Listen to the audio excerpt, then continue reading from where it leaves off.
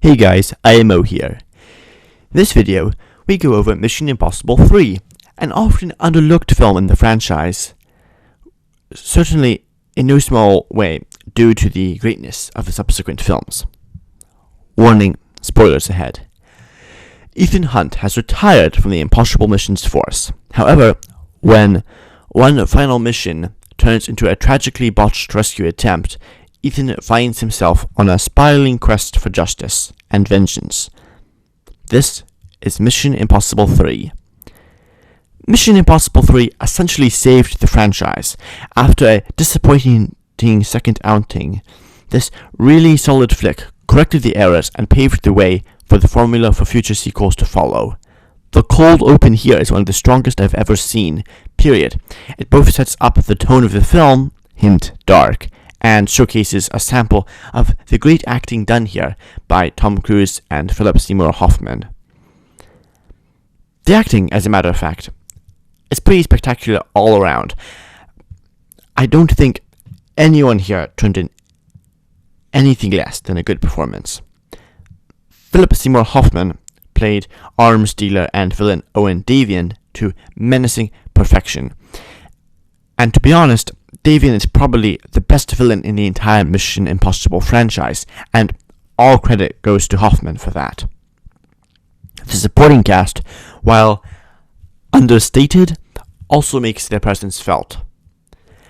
Ving Rhames, Michelle Monaghan, Simon Pegg, and Lawrence Fishburne all have an impact on the film, even if the screen time of the last two actors is almost negligible.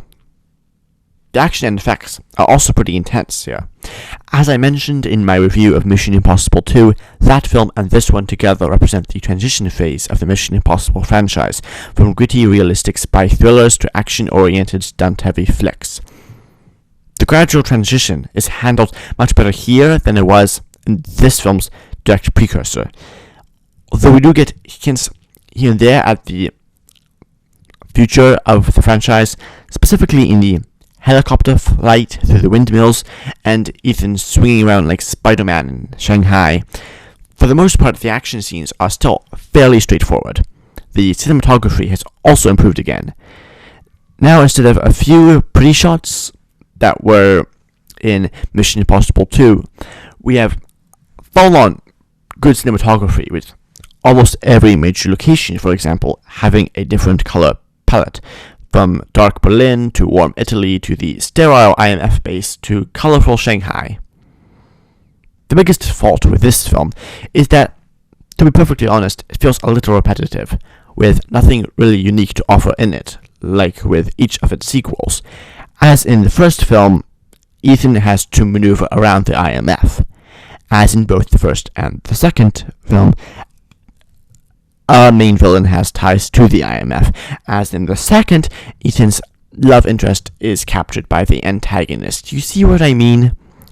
I can definitely understand why some people thought that the franchise was on its last legs when this film came out in 2006, even if those thoughts were proven very, very wrong. Furthermore, in my opinion, although Mission Impossible 3 is a very good film, it doesn't possess anything unique or great that its sequels do. And with that, now it is time to close out. If you enjoyed this review, please leave a like and or a comment. It helps me and my channel reach new viewers, and I would really appreciate it. I'm going to be covering the rest of the Mission Impossible films very shortly, so if that sounds interesting to you, don't forget to subscribe. Make sure all notifications are on. If you want to support my channel even further, I have a Substack where you can subscribe to read my periodic articles, which you can get to through a link in the description below. Thank you for watching. IMO out.